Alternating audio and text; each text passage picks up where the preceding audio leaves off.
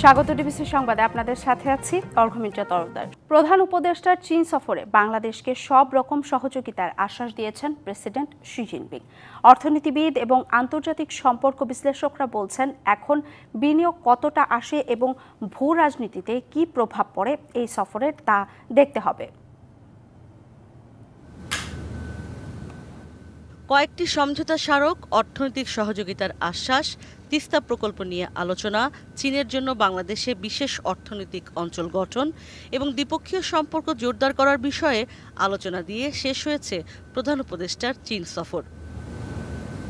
সমঝোতা স্মারকগুলোর মধ্যে রয়েছে অর্থনৈতিক ও কারিগরি সহযোগিতায় $1 বিলিয়ন সহায়তা, মানব সম্পদ উন্নয়নের সহায়তা, চীনা গ্রন্থ কেন্দ্র প্রতিষ্ঠা, চীনের চিরায়ত সাহিত্য অনুবাদ ও প্রকাশ, ক্রীড়াক্ষেত্রে সহযোগিতা, দুই দেশের রাষ্ট্রীয় বার্তা সংস্থার মধ্যে সহায়তা সহ স্বাস্থ্য খাত সংক্রান্ত সহায়তা।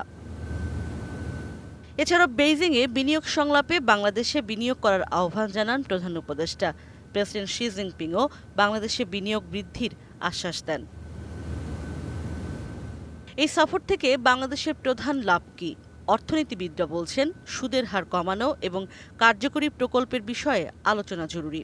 3 থেকে 4% পর্যন্ত সুদের হার, গ্রেস পিরিয়ড 5 বছর, রিপেমেন্ট পিরিয়ড 20 বছর। এর ফলে যেটা হয় যে প্রতি বছর আমাদের যে পরিমাণ ইনস্টলমেন্ট দিতে হয় সেটা অনেক উচ্চ মাত্রায় হয়। তো যেটি করা যেতে পারে সেটি হলো যে এগুলো নিয়ে নেগোশিয়েট করা যেতে পারে যাতে সুদের হার কম হয়, যে 2% নিচে যদি আনা যায়, গ্রেস পিরিয়ড যদি 5 থেকে 10 বছর করা যায়।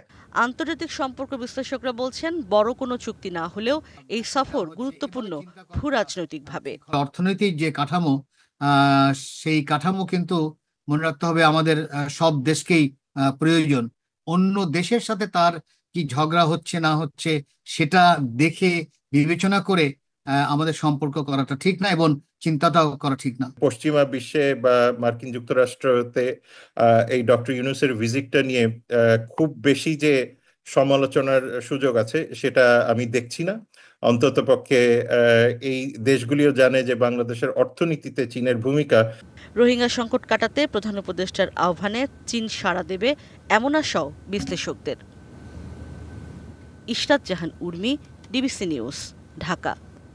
বিশাল আয়োজন করে নেওয়া 650 কোটি টাকার ডেমো ট্রেন প্রকল্পের প্রায় পুরোটাই গচ্চা গেছে।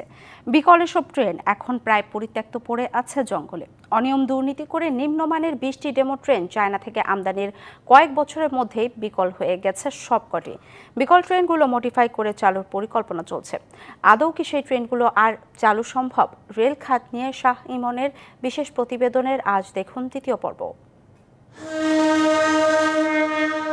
আওয়ামী লীগ সরকারের সময় ঢাকঢোল পিটিয়ে বিশাল বিশাল প্রকল্প নেওয়া হয় রেলে। এমনই একটি প্রকল্প ডেমো ট্রেন, যা চলাচল শুরু হয় 2013 সালে। 2 বছরের মাথাতেই এসব ট্রেন নষ্ট হতে শুরু করে, আর কয়েক বছরের মধ্যে 20 জোড়া ট্রেনের প্রায় সবগুলোই বিকল হয়ে যায়। একদিকে আমদানি করা হয়েছে নিম্নমানের ট্রেন, অন্যদিকে নষ্ট হলে পাওয়া যায় না যন্ত্রাংশ, আবার রক্ষণাবেক্ষণে নেই টেকনিশিয়ান। ফলশ্রুতিতে এক পর্যায়ে বন্ধ হয়ে যায় সবগুলো ডেমো ট্রেন। বিশাল এই প্রকল্পের প্রায় প্রতিটি ধাপে ব্যাপক অনিয়ম, দুর্নীতি ও অব্যবস্থাপনা ছিল, আর এতে সরকারের প্রায় 700 কোটি টাকা জলে গেছে। বর্তমানে বাংলাদেশ রেলওয়ের ডেমো ট্রেনগুলো জঙ্গলে পড়ে আছে। অযত্নে পড়ে থাকায় এসব ট্রেন আর চলাচল করার সম্ভাবনা নেই বললেই চলে। প্ল্যানিংয়ে ভুল, যারা গেছে তারা কিছু জানে না, নিয়ে যায় ইঞ্জিনিয়ার, তারা কি কাজ করে যারা ফিটিং স্টাফ তাদেরকে যদি আপনি সাথে নিয়ে যাইতেন, তারা এই ফলগুলো বলতে পারতো যে আপনি যে প্যাটার্স তৈরি করতেছেন এটা আমাদের সাথে সম্পৃক্ত নয়। এই ডেমো ট্রেন এখন রেলের গলার কাটা, না পারছে গিলতে, না পারছে উগরে ফেলতে। এই প্রকল্পে দুর্নীতির তদন্ত হলেও জড়িতদের বিরুদ্ধে নেওয়া হয়নি কোনো ব্যবস্থা। এই টেকনোলজিটা আমাদের দেশের কতটুকু সুইটেবল ছিল এগুলা বিবেচনা না করে আসলে কেনা হয়েছে। জিনিসগুলো নিয়ে বিভিন্ন বিতর্ক হচ্ছে। আমি এই সময় আবার আরেকটা বিতর্কের সৃষ্টি হবে কিনা, এই জিনিসগুলো আমাদের অফিসারদের মাথায় রেখে তারা কিছু আগায় পিছে। প্রায় পরিত্যক্ত এই ডেমো ট্রেনগুলোকে আবার সংস্কার করে ব্যাটারি চালিত বা ইলেকট্রিক সিস্টেমে কনভার্ট করার পরিকল্পনা করা হচ্ছে। এতে ট্রেন প্রতি খরচ পড়বে 1.5 থেকে 2 কোটি টাকা। সেই হিসাবে 20টি ট্রেন সচল করতে আরও প্রায় 35 থেকে 40 কোটি টাকা খরচ হবে সরকারের। ডেমোগুলা রিপেয়ার করে আমরা পুনরায় এটা চালু করার জন্য আমরা একটা উদ্যোগ নিয়েছি এবং এখন মনে করেন এটা চলে, ডিজেলে চলে। এইটাকে আমরা এখন ব্যাটারিতে এটাকে কনভার্ট করার জন্য আমাদের প্রস্তাব আসছে। যথাযথ পরিকল্পনার পাশাপাশি প্রকল্প বাস্তবায়নে স্বচ্ছতা নিশ্চিত করা না গেলে রেল মানুষের আকাঙ্ক্ষা পূরণ করতে পারবে না বলে মনে করেন সংশ্লিষ্টরা। বাংলাদেশের অন্যতম বৃহৎ একটি সেবা খাত হলো এই রেল। বছরে বছরে হাজার কোটি টাকার উন্নয়ন প্রকল্প নেওয়া হচ্ছে, কিন্তু লোকসানের হাত থেকে রক্ষা করা যাচ্ছে না রেলকে। যাত্রী সেবার মান বৃদ্ধির কথা বলে বাড়ানো হচ্ছে টিকিটের দাম, কিন্তু বাড়ছে না যাত্রী সেবার মান। সংশ্লিষ্টরা মনে করছে অপচয় ও দুর্নীতি রোধ করা গেলে রেলকে একদিকে যেমন লাভজনক করা যাবে, তেমনটাই যাত্রী সেবার মানও বৃদ্ধি পাবে। Shah Emon, DBC news, Kamalapur rail station, Dhaka. সড়কপথে ঈদযাত্রার খবর জানাতে রাজধানীর মহাখালী বাসস্ট্যান্ড থেকে আমাদের সাথে সরাসরি যুক্ত হচ্ছেন সহকর্মী মোহাইমিনুল খান অপু। সড়কপথে ঈদে ঘরে ফেরা মানুষের ভিড় কেমন দেখছেন শেষ মুহূর্তে, এবং কোনো ভোগান্তি রয়েছে কিনা বিস্তারিত জানাবেন।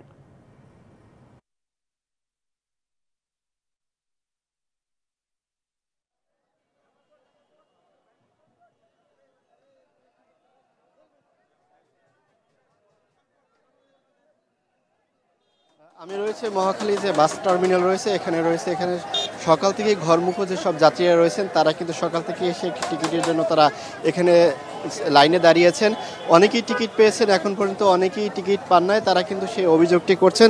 তবে এই মহাখালী বাস টার্মিনালে যে সকল যাত্রীরা আসছেন তাদের অধিকাংশই হচ্ছে আজকে এসেই তারা টিকিট নিয়ে তারা তাদের গন্তব্যের দিকে যাওয়ার চেষ্টা করছেন। তবে আগ থেকে কিন্তু তারা এই টিকিট কেটে রাখেননি। এখানে উত্তর অঞ্চল সহ সিরাজগঞ্জ, জামালপুর, ময়মনসিংহ এসব রুটে কিন্তু এখানে বাসগুলো ছেড়ে যাচ্ছে। প্রতি ঘন্টায় ঘন্টায় কিন্তু এখান থেকে যেমনি এক একটি রুটের বাসগুলো যাচ্ছে, তেমনিভাবে যাত্রীরাও কিন্তু টিকিটের জন্য এখানে লাইনে অপেক্ষা করছেন। আমরা একজন যাত্রীর সাথে কথা বলার চেষ্টা করব, যে জানতে চাইব যে আপনি কোথা থেকে এসেছেন এবং টিকিট পেয়েছেন কিনা এখন পর্যন্ত। আমি এসেছি যাত্রাবাড়ি থেকে, যাব ময়মনসিংহ। আমি আসছি এখানে আপনার 6:10 নাগাদ, টিকিট পেয়েছি প্রায় 7টা থেকে। তো আমি বলতে পারি আপনার ফ্যাসিস্ট সরকারের আমল থেকে বর্তমানে অভিযোগ রয়েছে কিনা কোনো ভাড়া নিয়ে? না, আপাতত আপনার মনে করেন যে এখানে যে আমাদের ইউনাইটেড সার্ভিসটা মোটামুটি ভালো দিচ্ছে না, অভিযোগ ওইখানে 310 টাকা পার জনে ওইটাই নিচ্ছে। আমরা আরেকজনের সাথে কথা বলবো যে আপনি কোথায় যাবেন, কখন এখানে এসেছেন? আমি এসেছি 5টা বাজে, প্রায় সকাল 5টায় আসছি। এখন পর্যন্ত কি কোনো টিকিট পেয়েছেন? টিকিট পেয়েছি, কিন্তু গাড়ি আসে না এখন পর্যন্ত। গাড়ির ভোগান্তি, এখন পর্যন্ত গাড়ি আসতেছে না। 32 নম্বর পর্যন্ত সিরিয়াল হয়ে গেছে, 33 নম্বর হয়ে গেছে, এখন পর্যন্ত কোনো গাড়ি পাইনি। তারা যেমনটি বলছিলেন যে এখানে এসে তারা টিকিট কাটতে পেরেছেন, এবং সেই টিকিট কাটার পরেও কিন্তু তাদের যে গাড়ি, সেই গাড়ি এখন পর্যন্ত এই মহাখালী বাস টার্মিনালে এসে পৌঁছেননি। তো গাড়ির অপেক্ষায় এখানে প্রায় কয়েক শতাধিক যাত্রীরা কিন্তু রয়েছেন। কিছু কিছু গাড়ি আসছে এবং সেই যাত্রী নিয়ে তারা তাদের নির্দিষ্ট রুটে কিন্তু চলে যাচ্ছেন। তবে অধিকাংশ যাত্রী কিন্তু এখানে গাড়ির জন্য অপেক্ষা করেছেন, কিন্তু তারা টিকিট কাটতে পেরেছেন। এই ছিল রাজধানী মহাখালী বাস টার্মিনাল থেকে ঈদের ঘরমুখো যাত্রীর সবশেষ খবর। অপু, ধন্যবাদ আপনাকে। অস্বাভাবিক গতিতে গলছে বিশ্বের হিমবাহগুলো। দিন দিন প্রখর হচ্ছে পৃথিবীর তাপমাত্রা। রেকর্ড পরিমাণ হিমবাহ গলেছে গত 3 বছরে। এ কারণে সরাসরি ক্ষতিগ্রস্ত হচ্ছে পর্বতাঞ্চলের প্রায় 110 কোটি মানুষ। দেখা দিচ্ছে পানি সংকট, ভূমিধস, বন্যা ও খরার মতো দুর্যোগ। আর্কটিক থেকে আল্পস, দক্ষিণ আমেরিকা থেকে তিব্বত মালভূমি পর্যন্ত নাটকীয়ভাবে গলে যাচ্ছে বরফ, যার ফলে জলবায়ু পরিবর্তনে বিশ্বব্যাপী বাড়ছে তাপমাত্রা। সমুদ্রপৃষ্ঠের উচ্চতা বৃদ্ধির ফলে তীব্র হচ্ছে অর্থনৈতিক, পরিবেশগত এবং সামাজিক সমস্যা। 1975 সাল থেকে এ পর্যন্ত বিশ্বের হিমবাহগুলো থেকে 9000 গিগাটন বরফ গলেছে। এ পরিমাণ বরফকে একসঙ্গে করলে জার্মানির আয়তনের সমান এবং 25 মিটার পুরুত্বের একটি বরফখণ্ড তৈরি হবে। বিশ্বের প্রথম হিমবাহ দিবস উপলক্ষে প্রতিবেদনটি প্রকাশ করেছে ইউনেস্কো। এতে বিশ্বজুড়ে হিমবাহগুলো সুরক্ষায় পদক্ষেপ নেওয়ার আহ্বান জানানো হয়েছে। এর প্রভাব বহুমুখী। দীর্ঘমেয়াদী পানি নিরাপত্তা সত্যিই ঝুঁকির মধ্যে রয়েছে। এটি আক্ষরিক অর্থে হিমালয় অঞ্চলে সরাসরি কয়েকশো মিলিয়ন জনপদকে ক্ষতির মুখোমুখি করবে। বিশ্বজুড়ে প্রত্যেকেই পরোক্ষভাবে এই সমস্যার মুখোমুখি হবে। গত 6 বছরের মধ্যে 5 বছরই সবচেয়ে বেশি পরিমাণে হিমবাহ গলার ঘটনা ঘটেছে। শুধু 2024 সালেই হিমবাহের ভর 450 গিগাটন কমেছে। এদিকে পার্বত্য হিমবাহগুলো খুব দ্রুত গলার কারণে সমুদ্রপৃষ্ঠের উচ্চতা বেড়েই যাচ্ছে। এতে লাখ লাখ মানুষ ভয়াবহ বন্যার ঝুঁকিতে পড়ছে। 2000 সাল থেকে 2023 সালের মাঝামাঝি সময় পর্যন্ত পার্বত্য হিমবাহ গলার কারণে বিশ্বের সমুদ্রপৃষ্ঠের উচ্চতা 18 মিলিমিটার বেড়েছে।